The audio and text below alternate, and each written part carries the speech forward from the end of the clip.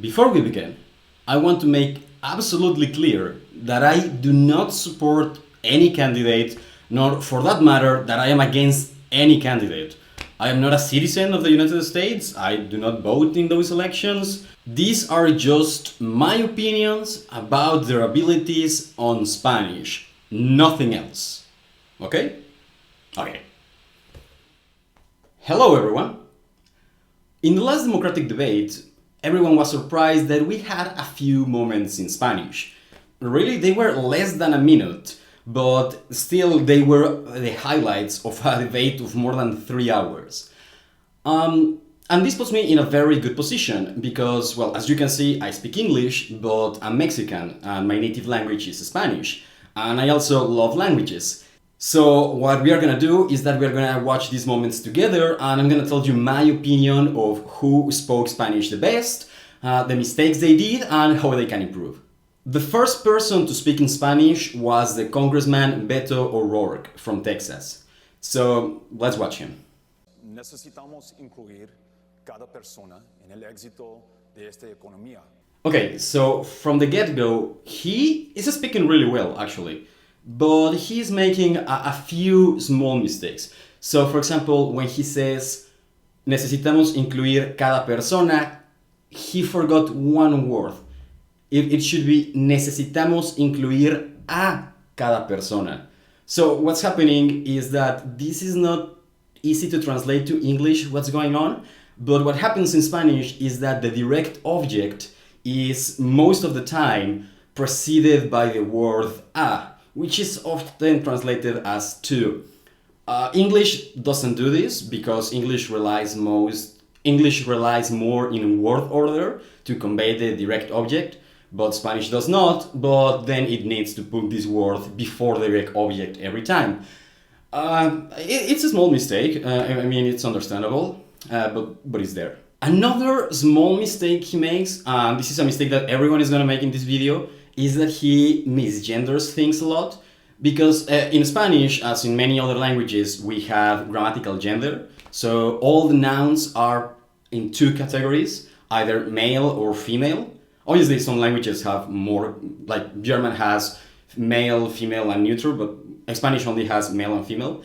And he says, este economía. And este is the male version of this, but he should say esta, which means the same. It cannot be translated to English, but it is, economía is a female word, so it needs the female version of the word this. Anyway, it's a small mistake. I mean, I misgender things every time when I'm speaking German, so it's a very understandable mistake.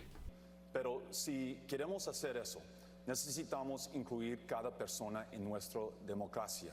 He did the same mistake again. He said nuestra democracia, and it should be nuestra democracia. Cada votante. I like this moment because he made a mistake and he realized and he corrected it. So what happens is that, you know how in English you can make noun phrases like, for example, the attacking titan, where attacking and titan work together to create a new word, a new noun, that is the X that is doing Y. So in Spanish we have something very similar with the ending ante. So for example, you can have caminar means to walk, caminante means the one who walks. Here with the word votar means to vote, votante means the one who votes. And it seems that he just realized that he wasn't using the ante ending, and he corrected that. It shows that he understands the rules, understands the grammar, but has not mastered it yet. Cada votante necesitamos la representación. He says, cada votante necesitamos la representación. I think that what he was trying to say is necesitamos la representación de cada votante, which is very similar, but and I guess that the sentence, I guess the way he phrased it is technically correct, but it's just a very unusual word order, and while not technically wrong, it's very disconcerting. It takes you by surprise. And he does it again with this other phrase. Y cada voz necesitamos escuchar. Y cada voz necesitamos escuchar. Yeah, I mean, the more common way to phrase it would be necesitamos escuchar cada voz. I mean, it's not. The problem with these sentences is not that there can be confusion, because Spanish has some sort of not free word order, but it's very flexible. So it's perfectly understandable what he's saying. It's just that I, at least, am not used to hearing that word order. Maybe it is more common in poetry or in books, because it's kind of a flowery way to saying things. And, well, okay, let's go to my advice. My advice for Beto O'Rourke would be to work on the gender. I mean, for most words, it's kind of easy, because it's easy to see if they are female or male, because there are some male endings. Of course, there are words like flor, which you just have to learn that it is a female word. But yeah, I mean, he can work on that. Also, he has to maybe he has learned these unusual word orders from reading, and no one told him that they are not as common in spoken language. So he just should work in his conversational Spanish. Like, I don't know, maybe see movies or TV shows, or just try to speak with people, and then he will realize which patterns are more common, or which patterns are more formal or more informal. But now let's go with Cory Booker.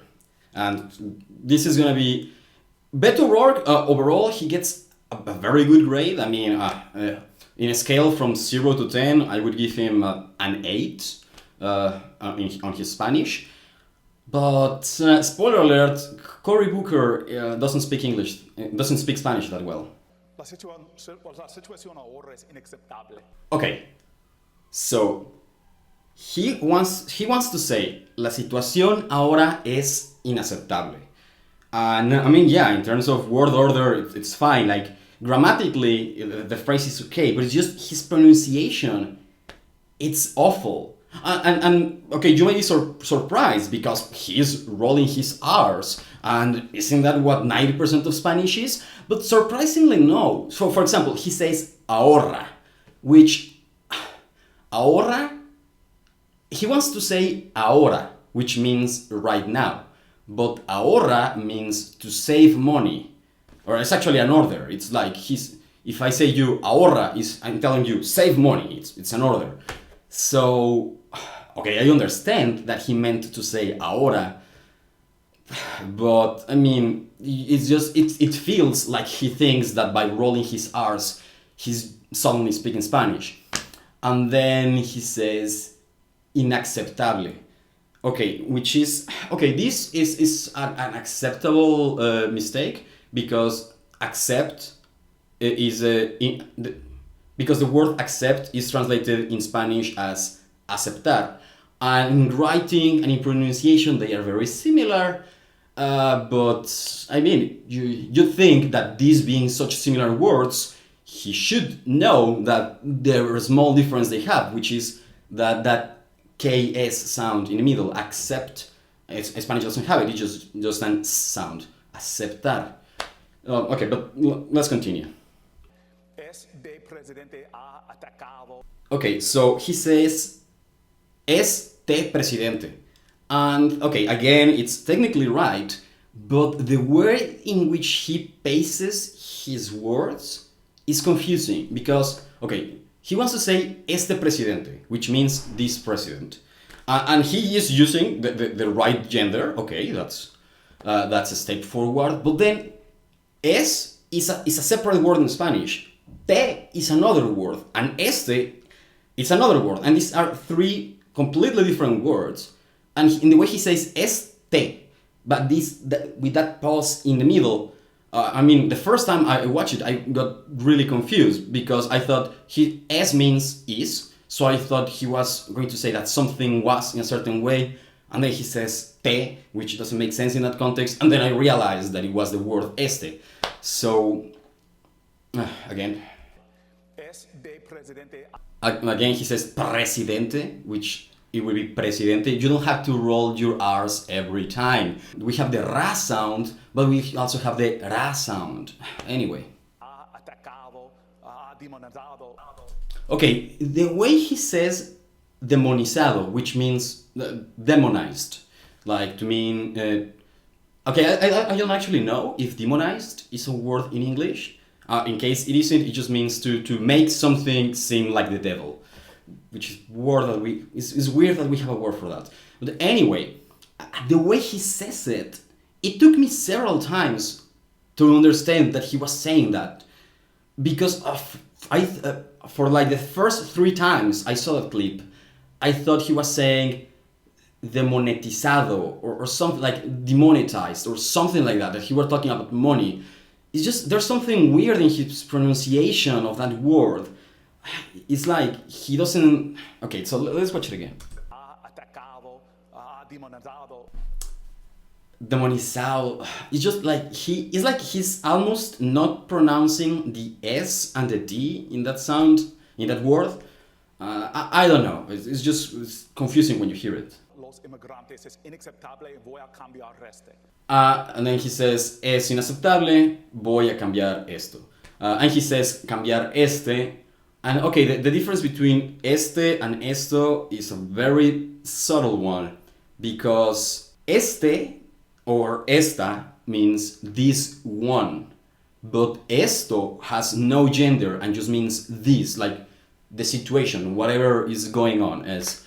And okay, yeah, it's a small mistake. I mean, it's a very understandable one because the difference between este and esto is very subtle. So my advice for Cory Booker is this: the grammar you showed us that you can use, you use it well.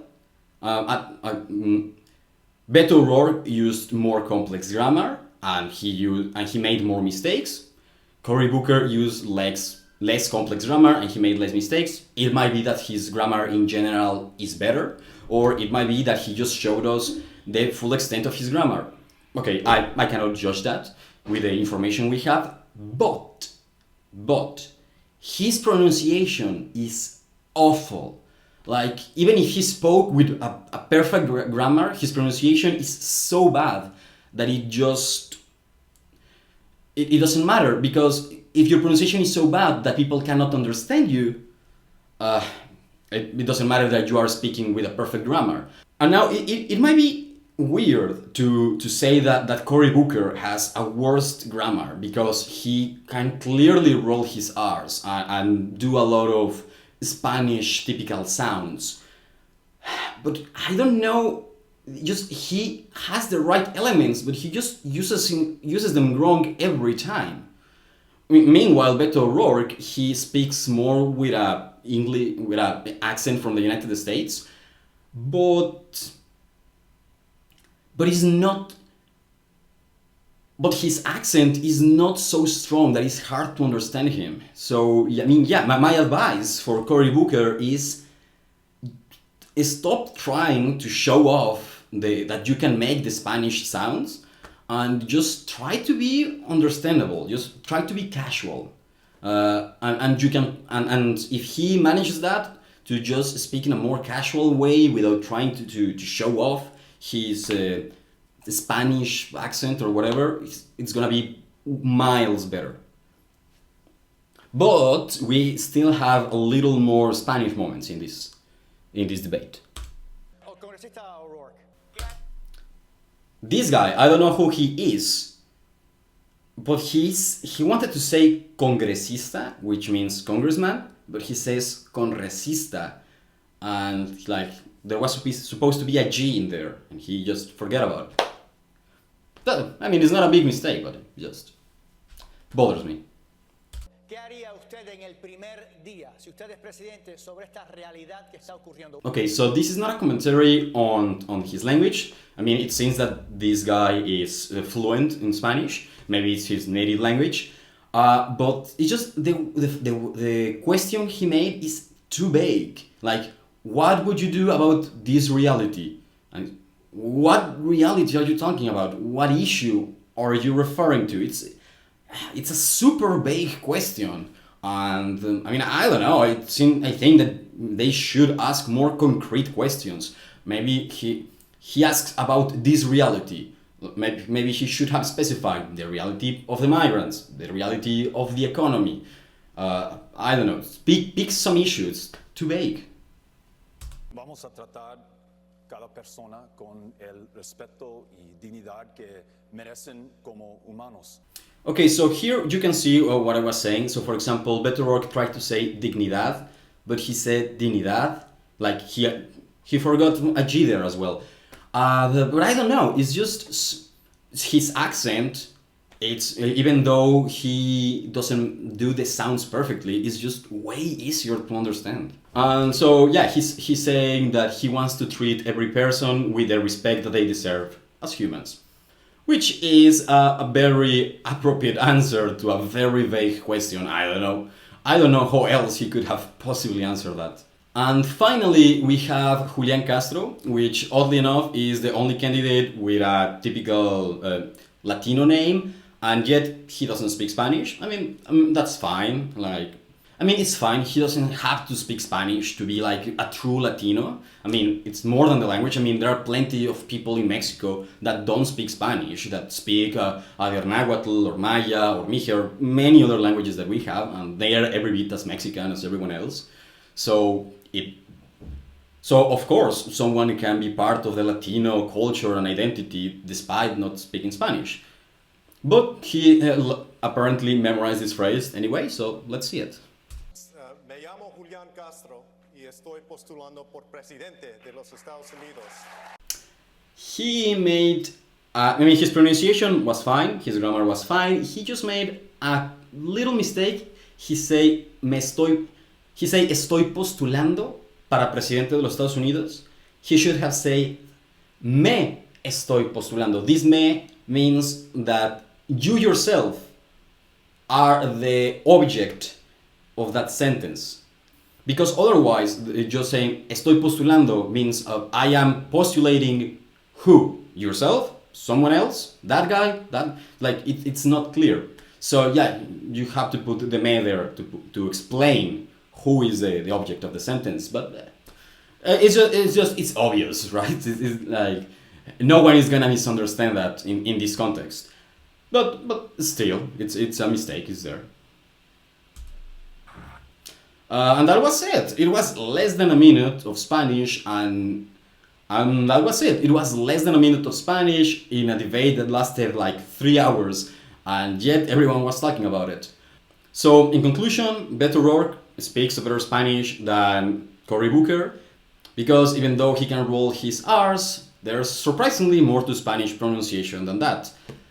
If they want to improve, Beto O'Rourke should see more conversational Spanish and check up on the gender of nouns, and Cory Booker should try to use a more natural accent, even if it doesn't sound as Latino or whatever he's going for.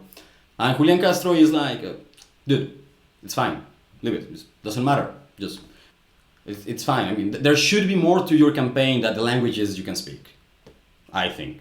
That was it. If you like this, please subscribe and give a like. If you want my opinion on the Spanish or English abilities of other politicians, please suggest them in the description. And yeah, I'll see you soon. Have many random thoughts.